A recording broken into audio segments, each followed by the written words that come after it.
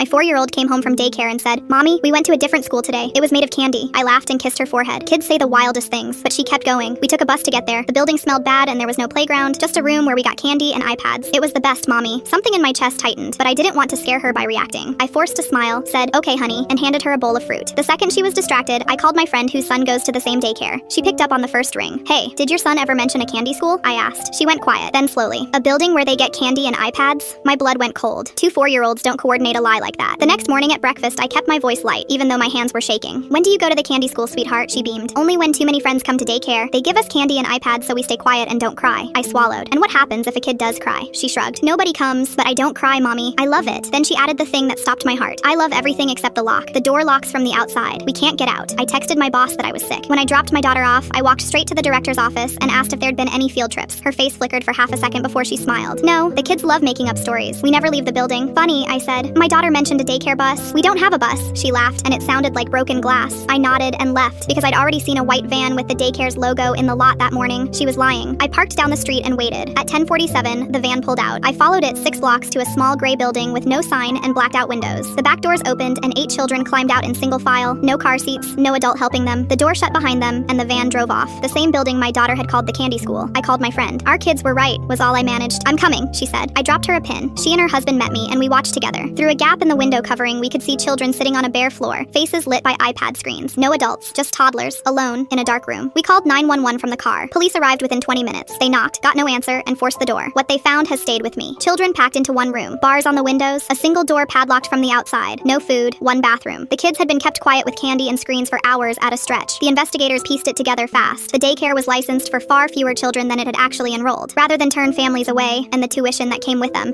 they'd been quietly shuttling the overflow to that unlicensed building every day so the books looked legal at the main location. It was about money and nothing else. The director was arrested. The daycare was shut down that afternoon. Every family was contacted, and the building they'd been using was condemned. The detective who handled it told me gently that if the kids hadn't talked, if my daughter hadn't trusted me enough to mention the lock, it might have gone on for a long time, and that one day a locked door with no fire exit and a room full of unsupervised toddlers could have ended in something no one walked away from. I think about that more than I want to. My daughter is at a new place now, a small one I checked out 3 times before I trusted it. She has a real playground and teachers who know her name, and she's slowly forgotten the gray building entirely. She's still a little annoyed at me, in the way only a 4-year-old can be. "You ruined candy school," she informed me solemnly last week, arms crossed. "I know, baby," I said, and pulled her into my lap. "I'm sorry. I'm not sorry. I'll never be sorry." But I held her a long time anyway, grateful beyond words that she told me, that some part of her, even loving the candy and the iPads, knew the locked door was wrong, and trusted me enough to say it out loud. If your kid ever tells you something that doesn't add up, especially something they're being rewarded to keep quiet about, listen. All the way, mine did, and it's the only reason this story has an ending I can live with.